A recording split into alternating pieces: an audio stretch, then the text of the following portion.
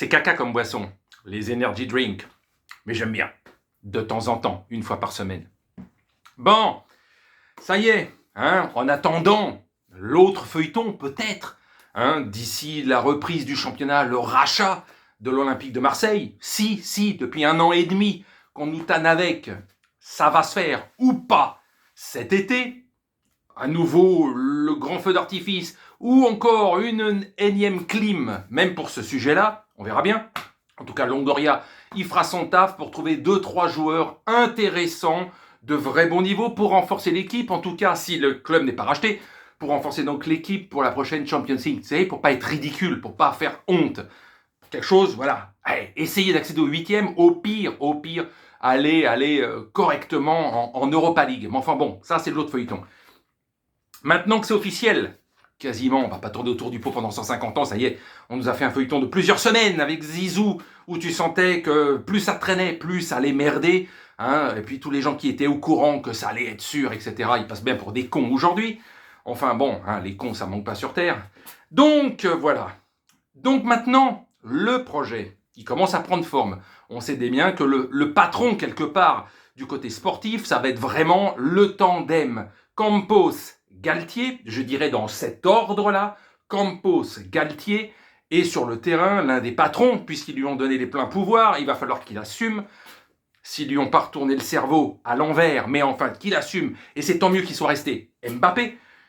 Donc, dans ce fait de ce projet-là, maintenant que ça va se mettre en place, quid? Et oui, on en revient toujours à ces fameux joueurs qui ont toujours voulu faire ce qu'ils voulaient, etc., et qui ne rentrent plus dans la politique, vu ce qu'a dit Nasser, même s'il, entre 2-3 conneries, il a dit 2-3 trucs vrais, parce que, à mon avis, lui, l'émir en ont pris conscience à force de voir toute cette merde. Et de toute façon, tous les supporters qui commencent à gueuler, même sur les réseaux sociaux, à un moment donné, t'écoutes quand des milliers de personnes répètent les mêmes choses, qui provoquent les mêmes dégâts. À un moment, ça finit par être écouté. Donc, c'est une réalité. Neymar qui était la tête de gondole il y a 4 ans.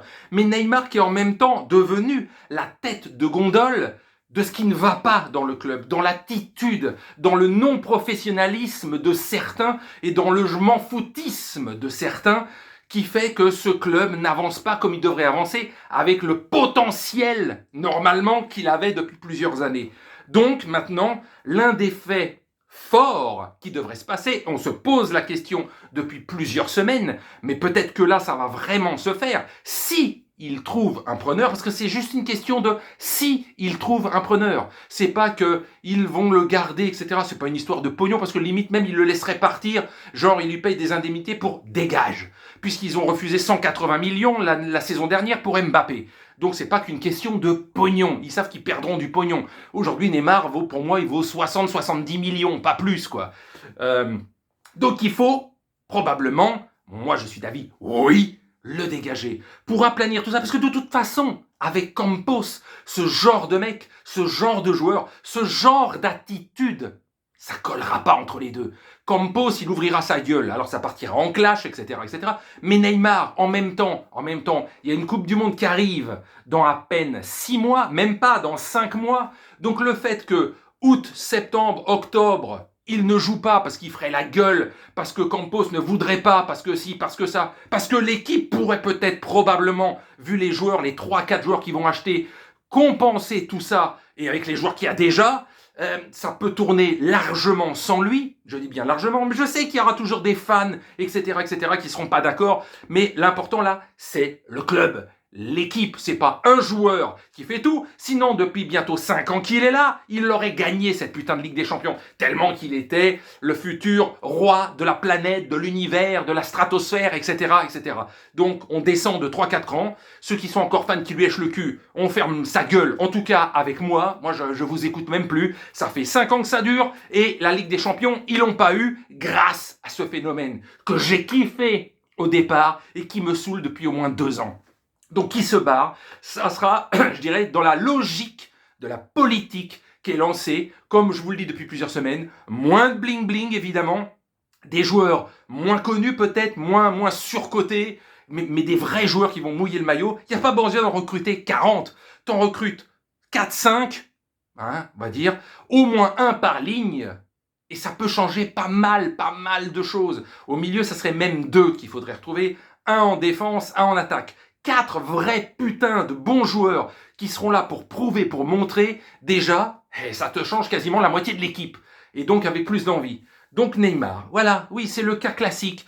Pourquoi lui en particulier? C'est lui, la mentalité qu'il a. Le côté non professionnel qu'il a réellement malgré qu'il ait 30 ans. Donc tu enlèves cette épine au pied.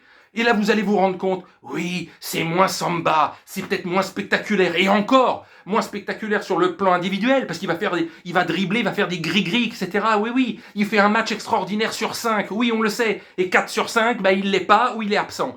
Donc, ça sera plus un vrai jeu d'équipe, et on verra. Ok, ça sera moins bling-bling, mais je vous dis, c'est le genre de projet que tout le monde voulait voir. Des équipes.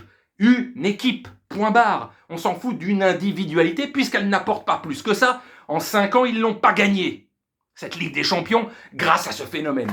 Donc voilà, moi, je suis d'accord. Et ça fait 2 ans que je suis d'accord. Si à un moment donné, c'est pas pour cracher, juste pour cracher, c'est laissez-le partir, vendez-le, débarrassez-vous de ce mec qui pollue le côté psychologique, mental de ce club. Eh ben, il ira peut-être faire briller ailleurs, parce que du jour au lendemain, juste pour faire chier Paris, il va se réveiller ailleurs. Eh ben, pendant 5 ans, à part une saison, tu t'es pas réveillé, juste quelques matchs par-ci par-là, et donc ça sert à rien. Une équipe, c'est ça l'important. Donc Campos, c'est clair, il aime pas ce bonhomme, il aime pas son attitude, et comme maintenant Nasser, sous les ordres de l'émir, on dit c'est Campos et Galtier et Mbappé, le relais sur le terrain, qui vont gérer tout ça. Donc ceux qui viennent foutre la merde dans ce concept-là, eh ben on les base. Et donc là, oui, dans leur tête, même à eux, aux dirigeants, Neymar est à vendre. Il faut le vendre, c'est pas gagné. Évidemment, qui va vouloir de ce mec, vu la réputation qu'il a? Mais s'ils y arrivent, je vous le dis, franchement, ça sera bien pour le club. Il va pas rester 20 ans. On s'en fout. C'est pas lui et le club est mort si lui disparaît. Ceux qui pensent ça sont des teubés finis. Qu'il se barre et vous verrez, l'équipe ira mieux.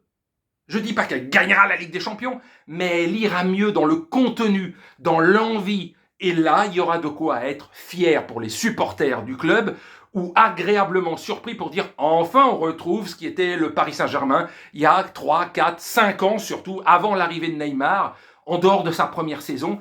Mais une équipe qui en voulait. Il y avait une équipe, elle gagnait pas plus que ça la Ligue des Champions.